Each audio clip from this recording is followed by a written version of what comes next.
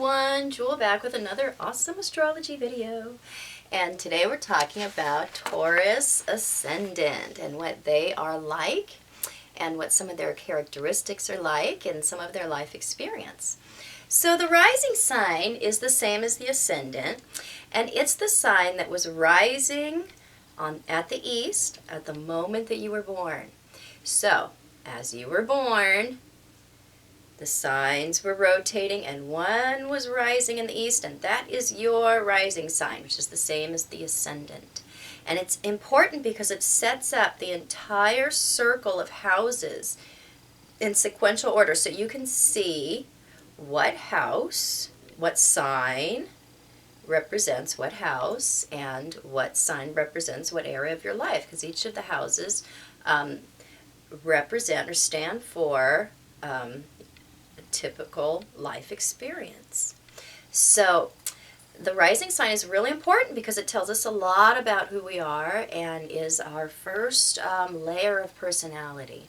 It's the person that we show to someone when we first meet somebody, and then as they get to know us better, then we show them our sun sign, and then as they get to know us better, then we might show them our moon sign. So it's very important. So Gemini Ascendant. These people are typically very talkative. They're very communicative. They are about gathering information. And they look in all places. Newspapers, internet, the cell phone. They check everything. They are very much into making connections with people and mental connections as well. They tend to be a more extroverted sign, but you have to look at everything because maybe this person isn't, but the majority of Gemini rising tends to be an extroverted type person, and they are very usually open about their communication style. They're usually, they don't come off as a closed off person. Not a real warm, fuzzy person, not like a Sagittarius ascendant, but they are approachable, and they generally want to engage with you. So they are easier to get to know because they often are the ones that take that first step and will start talking to you. We have Cancer on the second house, and the second house, is our early upbringing and our values, our disposable income, our self-worth, our self-esteem. And the sign there really shows your style of how you approach to money, your approach to money, and what your values around money are. And so, Cancer there, these people, they tend to often make money in professions related to the home. Now, that doesn't mean that they're going to be, all realtors or something like that. But, they make awesome home designers, like interior decorators, builders, home builders. They have a real knack for design and for concepts that lead to design. Creating products for the home, service workers, being in the service industries, things that have to do with domestic life. They just often end up in professions that kind of revolve around that theme. They tend to spend money on their home because their home is very important to them. And it is a source of esteem for them. They derive a certain amount of their self-worth and how they think other people view them through their home. So they tend to want to have one that is as nice as they can afford. Third house, we have Leo there, and where Leo is where we want to shine. This is the sun, and it's, the sun is the biggest entity, in the solar system, and it really wants to be seen. So, this is a third house of communication. So this is typically big communication. And it's not just the first house that is about, ruled by Mercury, So this is, the planet of communication and making connections. But we have, the third house of communication ruled by the hottest planet in the solar system. So, the sun, originally rules the fifth house, and where the sun is, whatever house the sun is in or whatever house it rules in, this is where we want to express ourselves. This is where we want to be showy. This is where we want to be big. And this is where we want to have fun as well. And so, communication is fun.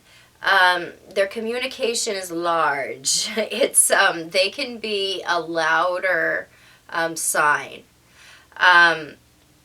They can have like theatrical, dramatic speaking, and be good at it. They're actually one of the best rising signs when it comes to public speaking.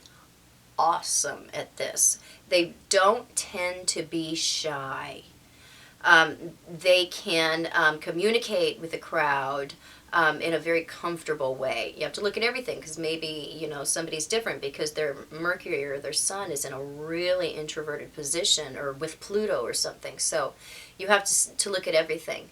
But generally, Gemini risings are very comfortable communicating with the crowd. The father often, the sun often, represents the father in astrology. And the father for Gemini risings was often a very creative and kind of a very different individual. Whip smart a lot of the time. Just a real kind of eccentric kind of character. Fourth house, we have Virgo there. And wherever Virgo is, this is where we're picky. This is where we're careful. And this is the fourth house of home, of domestic life. Shows the mother. And I need to get a drink of my giant tea. Hold on, look at the size of this thing. It's humongous. I love it. Sorry, my rising videos are so long, I end up having no voice at the end, so I'm trying to prevent that this time. So it's a structured, orderly home that Virgo on the fourth house has Gemini rising people having. They like to be the micromanager of the domestic life. It needs to be clean, it needs to be kept up, and they are very much about knowing where everything is. Everything has a place, and they're nitpicky about how their home is. And so often, Gemini risings will have a problem with their home. I mean, some of them will even hate it because they see every flaw. And they have this aspiration of having a perfect home. And this is one of the reasons they make awesome interior designers too, is because they see every imperfection. Not just in their home, but in other people's homes as well.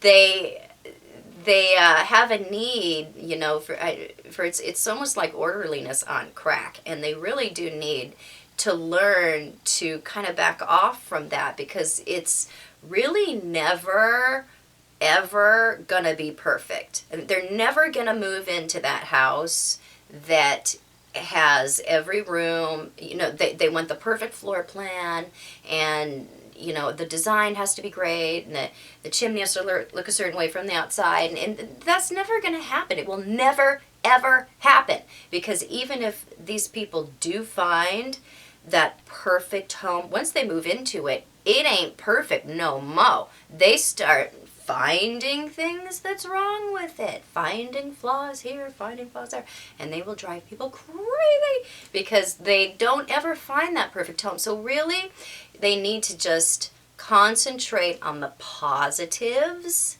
in their home environment, because there will always be things that are imperfect.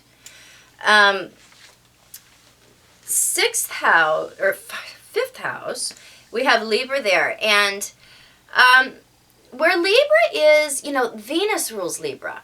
And so, Venus is where we're passionate. And the fifth house is the house of fun, children, creativity, romance, speculation, risk. It is just a fun house all over the place. And they have a very passionate planet ruling the fifth house. We have, Libra here. So they are very prone to being passionate about having fun. They like to do creative pursuits with other people, because Libra, is the sign of others. Gemini rising has a hard time being alone. They need interaction, and they need a lot of it. Unless there's, like a buttload of planets in the 12th house, these people tend to be people. And, so when they are pursuing something creative or doing something fun, they like to be in the company of others. They like to do creative things with a love partner as well, with somebody, a romantic partner,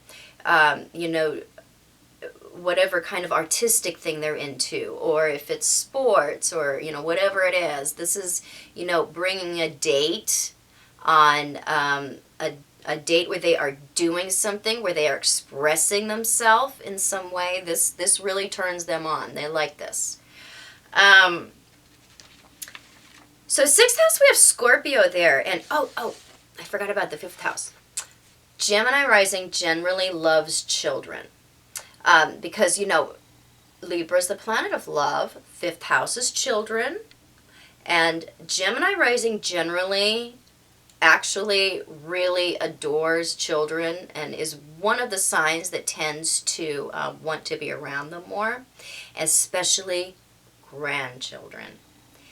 When these people become grandparents, they dote like nobody's business on their grandchildren. I mean, they will, even if they were the crappiest parents, or typically they're not, but even if they were, they become the most magnificent grandparents that anyone has ever seen, and they love those kids like nobody can imagine. So, something to look forward to. If you have Gemini rising parents, just need to sit back, breathe, and they will do all the work. So sixth house, we have Scorpio there. And where Scorpio is, this is where we're really serious. This is where we want to exert some power. This is where we can be a little controlling. The sixth house is our daily work, our daily activities, our daily life. Our enemies are found here as well. And it's our health. And really, it's originally ruled by Virgo, so it's more of a, a very grounded house, just about practical things, practical matters. So Scorpio being here, these people tend to be serious about their work. And they can be a very intense coworker. And they can make more enemies in the workplace than other rising signs because of their basic personality. Now, that doesn't mean, that they're, always difficult to deal with in the workplace. That's not really it. It's that they get into situations where they can be perceived that way, or they will need to exert their power, and there will be a backlash because of it. There can be power issues that come up in the workplace that they need to deal with. And actually, they really, really do well in human resources as well. Extremely well. Because they're such people. And, having Pluto um, coming in, ruling the sixth house, they can really have an authority in the workplace that other people can't. And, being that they are so social and have such a way with people, and that they can bring that almost scorpionic, it's almost a glamour vibe into the workplace. They can manipulate people into doing what they want. And so this works in human resources because, you're convincing people to go a certain way. You're listening, but, you're also advising with that idea that the company is going to come out first. So it's a fabulous combination, for somebody that, works in some kind of social system and an everyday environment. They tend to like to be a big fish in a small pond as well in the workplace. They would rather be more well known in a small company than lesser known at a bigger company, even if they end up making a little bit less money. Seventh house, we have Sagittarius there. And this is a really interesting pairing because the first house is ruled, by Mercury. And then we have Jupiter ruling the seventh house. These two planets are very different, but very much the same, in that they are both very much about communication, but it's different type. Sagittarius is about large-scale communication, philosophical communication, communicating about big ideas. And Gemini is very much about the minutia, the smaller bits of information, the technical side of things. And so they attract, a very Sagittarian partner. Doesn't mean that their sun is going to be in Sagittarius. That is not what we attract. It's a general flavor to this other person that they attract is going to be, Sagittarian. Because the seventh house is what we attract. It is what we feel we don't have or accept in ourselves. So it's what we look for in other people. So they attract a partner that is a big thinker, that is a bigger communicator, somebody that is adventurous, somebody that has a certain amount of independence and usually has their own life. And Gemini rising is interesting. The men are really interesting in this particular way, in that they can be perfectly happy in a relationship. Well, not perfectly. They can be as happy as they can be in a relationship and still be keeping their eye out for that perfect person. Unless they are 100% sure that you are the one, they will always have their eye out. That doesn't mean that they're necessarily going to go anywhere, but there's always in the back of their mind that maybe that one, the one day is going to show up. So it's just an interesting quirk that the males often have. The eighth house, we have Capricorn there. And this is the eighth house of sexuality, other people's money, underground things, buried things, things we don't want to accept, scary things. It's a house of difficulties, and our crisis accidents are found here. Capricorn is a very careful sign. Saturn rules this house. And so Gemini rising tends to be very careful with their money, careful with their investment, careful with how they handle their finances, because they're very meticulous about where their money goes, and they tend to pay close attention. These are the people that count their change, and it usually pays off for them because their exactitude, you know, can actually get them ahead in life. It doesn't mean that they're cheap. They aren't. They're actually one of the more generous signs. They're actually one of the more one of the signs that is more generous with themselves. They do tend to spend quite a bit on themselves because, you know, home life is really important to them, and having a really comfortable home. They do spend, but they are watchful about how they handle their money. They are not like me that don't even keep a bank balance and then have to go by the ATM to see what it is, because they're not concerned about money at all. They care. They know exactly where every penny goes. And this is also the house of sexuality. And Saturn is the planet that's about delay and about waiting and about waiting till things ripen in order to happen. And when we have the planet of structure ruling the house of sexuality, Gemini rising people tend to be sexual late bloomers. That doesn't mean that, you know, they're not going to have a sexual encounter till they're 40. It means that they really don't come into their comfort until later in life. They have to oftentimes kind of build up a sense of confidence around their sexuality before they can really open up and express themselves in a way that's really satisfying.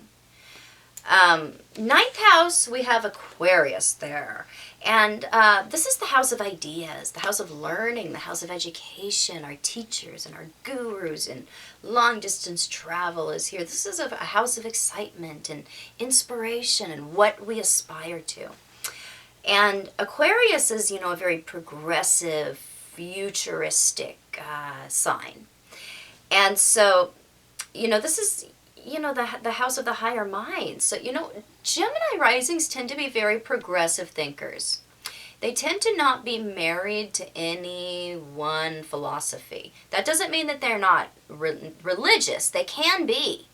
But they are not closed-minded at the same time as being religious. They are open to other people's ideas, other cultures' philosophies. They understand that it is not all about their idea. They get that their beliefs are a product of their culture and of their time.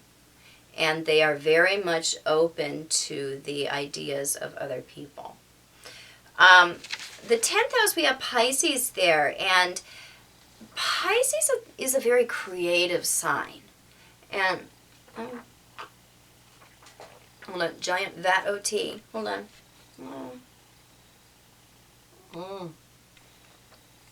Green tea is awesome. Pisces is, you know, wherever Pisces is, things are going to be a little odd. And, you know, this is the 10th house of what we're known for. You know, career, the image that we're known for, the reputation that precedes us is the 10th house.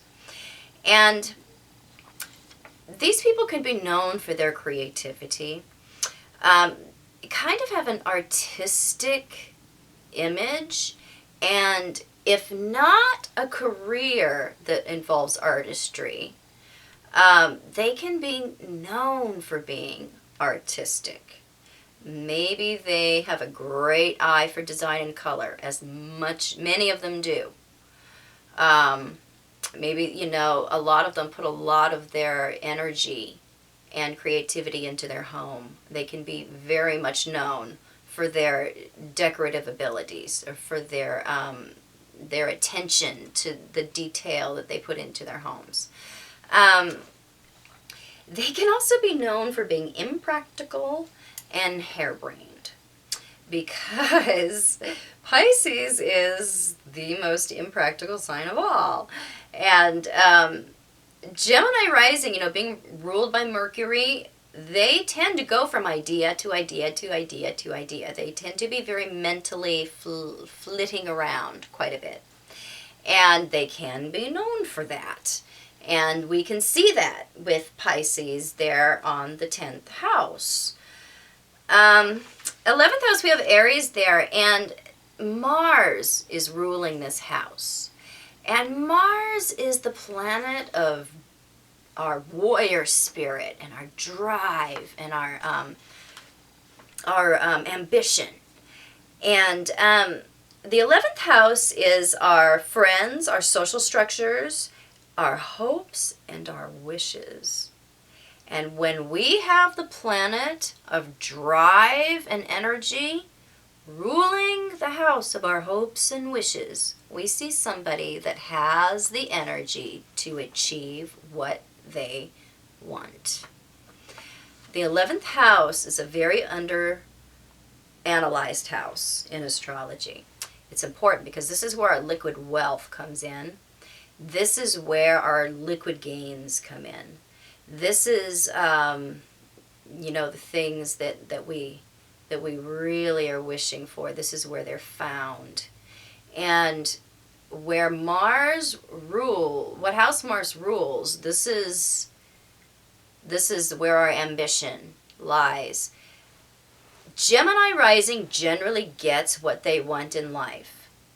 They generally achieve what they're after because they are more able to focus on what it is they want. Now, and they can be ruthless when it comes to getting what they want. They can be really single-minded, and you do not want to stand in their way because they don't have a lot of love for people that keep them from their goals. Gemini rising people are very ambitious, but not in the psycho CEO classic way, because their ambitions are very varied. There isn't, one type of Gemini rising where they're all after the same thing. It depends on what they're going after. Maybe, we have a female Gemini rising, and her ambition is to be the greatest mother in the world, and she's a stay-at-home, domesticated woman. Their ambitions can be varied, but you better believe that if that is that stay-at-home mother Gemini rising woman, she's out there and she is totally making sure that family has everything they want. Meals are on the table every night. Kids are well disciplined. It is a very well run and well cared for family. They're very goal oriented, but in the sense that their goals are their hopes and their wishes. They're very much tied to that. So 12th house, we have Taurus there. And Taurus is, the most earthy, grounded house in the zodiac. And the 12th house is the house of the unseen, the house of where things go to dissipate, the house of spirituality, esoteric things that are hidden from us, the house of mysteries, the house of our own undoing, the house of enclosed places and of institutions. And Taurus is a very materialistic sign. It's the sign that originally rules money, that second house. And when we have a materialistic sign ruling the 12th house it's also the house of fears, because this is things that are hidden from us. Largely, we are afraid of things that are mysteries, things that are unknown. This is what fears are. When we have, the house, the sign of materialism, ruling the 12th house of fears and the unknown, generally Gemini rising people have an unconscious and somewhat hidden fear of poverty. They are very driven to keep their head above water materialistically, because there's a lot of anxiety that they aren't even able to put a finger on about not having enough. So, achieving is a balm for this unconscious fear of poverty. They do need to learn detachment from materialistic things. They are one of the more materialistic signs. As they can learn that things do not create inner security, the more they can become secure. But it's really risky for them to embark on that lesson, because they have to really face that fear in order to see